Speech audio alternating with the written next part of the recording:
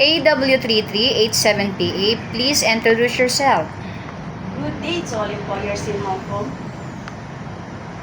I am Rina Regala, 33 years old, and I live here in Philippines.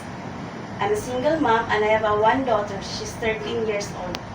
I have 2 years and 2 months work experience in Saudi Arabia as a domestic helper. I was working there since August 2021 and came back here in October 2023.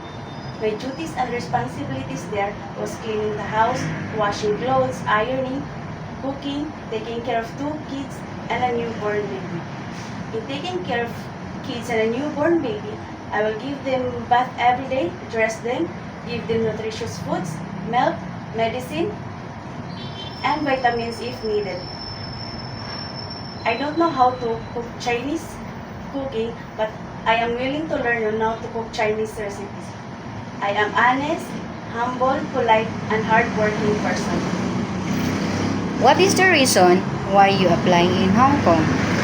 My main reason why I choose to apply in Hong Kong because the government has standard salary in domestic helper and the employers provide good salary and benefits, which is good for me because I will be able to support my family here in Philippines. And aside from that, people in Hong Kong are very nice. Do you have experience in taking care of newborn baby and children? Yes, ma'am. I have experience in taking care of newborn baby and children since it was my duties and responsibilities at my former employer. How many children do you think you can take care at a time? For about 1 to 3 children, ma'am. Do you know the reason why the babies cry? The reason why the baby cry maybe because the baby is hungry, probably sick and sleepy, or the diaper is needed to be changed.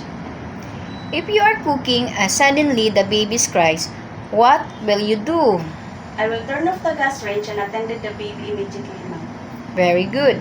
How do you manage the household work and the baby? While the baby is sleeping, I will clean the house and I will look for it from time to time whether the baby is still sleeping or already awake, ma'am. What will you do if your children are not doing well? I will take their body temperature and inform my employer immediately, ma'am.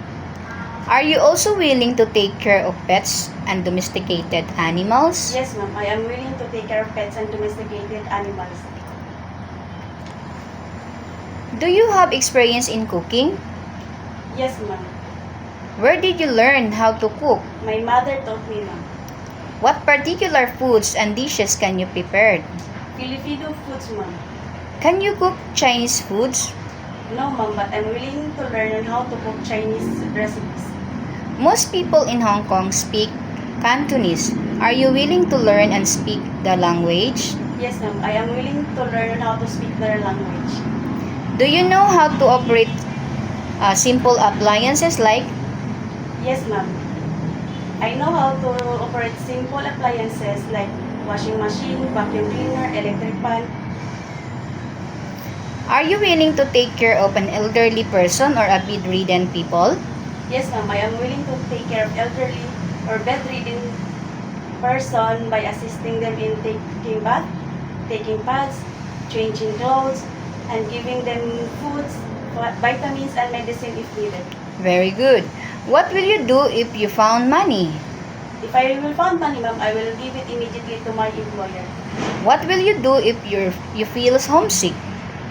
I will focus on my duties, ma'am, and I will keep myself busy. What promises do you have your future employer in Hong Kong?